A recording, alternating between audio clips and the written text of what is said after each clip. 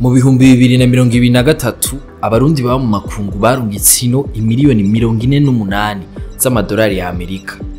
Biri mu biharuro vy'igisata ca ONU kijejwe abimukira OIM nkuko bivugwa na BBC. Ayo mafaranga uyumva wogira ngo ni menshi, ariko ntashika igice kimwe kwijana y'umwimbu igihugu kironka ku mwaka, PIB annuel. Godefroid Bigirimana ni umuhinga mu vy'ubutunzi muri leta y'Uburundi mu gisata kiraba iterambere no gutanga akazi.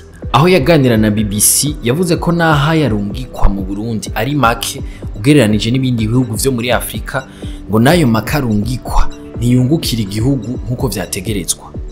Mbega no Burundi bwokamisha gute amahera y'aba diaspora? Niyo nkuru nyamukuru tuza kuyaga ku uyu munsi. Amahoro neza, ni David, nzere ko meze neza. Godefroid agira ati uravye amahera arungikwa n'abarundi ba mu mahanga aracari make, ntarenza rimwe kwijana y'amafaranga y'umwimbu w'igihugu ku mwaka. Kuri urwo rugero bisigura ko Burundi buza ubwa nyuma ku rutonde rw'ibihugu vyo mu karere ka Afrika y'ubuseruko, inyuma ya Sudani y'Epfo. Ibihugu vya Afrika y'uburengero nka Senegal n'ibindi ho usanga arenza ibice 8 kwijana. Leta y'u Burundi rero yobigira uruhombo rudasanzwe ruva mu kuba igisata c'abarundi baba mu makungu kidatunganije neza ngo baterere bimwe biboneka mu iterambere.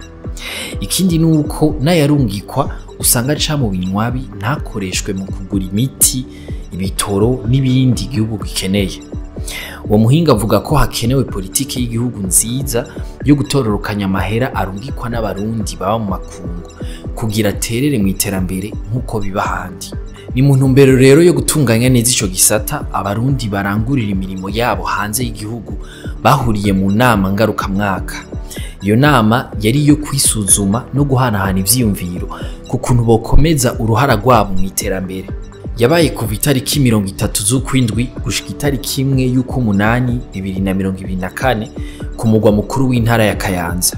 Icivugo yari jewe nk'umurundi aba mu mahanga nokora iki mu gushika ku mbona kazoza y'umwaka 2040 gushika 2060. Ibikorwa vyuguruwe icese n'umukuru w'igihugu Evariste Ndayishimiye. Kubwabo ba diaspora ngo kimwe mu bibazo bafise ni kubura inzu bokoreramwo kugira biyumve baheze baterere mu iterambere ry'igihugu.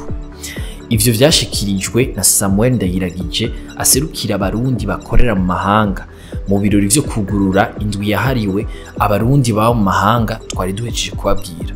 Uwasanzwe aserukira abarundi bakorera mu mahanga amenyesha ko mu migambi yihuta igiye gushigwa mu ngiro harimo kuronka icicaro bakoreramwe aha mu gihugu cacu kugira uwo bitura wese amenya aho abasanga. Bafise kandi n'umugambi wo kwegeraniriza hamwe abarundi bakorera mu mahanga naho bataba bari hamwe vyokunda ko bateza imbere igihugu c'u Burundi. Atera kama abarundi bose baba n'abakorera mu mahanga kugaruka gusangiza ubumenyi baba baronse mu mahanga, baheze kandi batanga akazi ku barundi bari mu mahanga n'abasigaye mu gihugu. Haciye hashingwa umugwi nshingwabikorwa userukira abarundi bose baba mu mahanga, n'umugwi w'abantu 16. Kabaye kandi akaryo ko kwerekana abandi bantu 16 bagize izindi nzego za diaspora. 6 bagize urwego rugenzura ibikorwa, comité de surveillance, n'abandi 10 bagize urwego mpanuzwa jambo, comité de sage. Samuel Ndayiragije arongoye abarundi bakorera mu mahanga yamenyesheje ko abazoja mu nzego zirongoye abarundi bakorera mu mahanga bose hamwe bazoba bagera kuri 60. Inkuru dukesha Radio Kazoza FM. Mwebwe mubona ho kogwa iki ngo diaspora iterere bimwe bikwiye mu iterambere? Dutandukire inkuru ngofi nazo.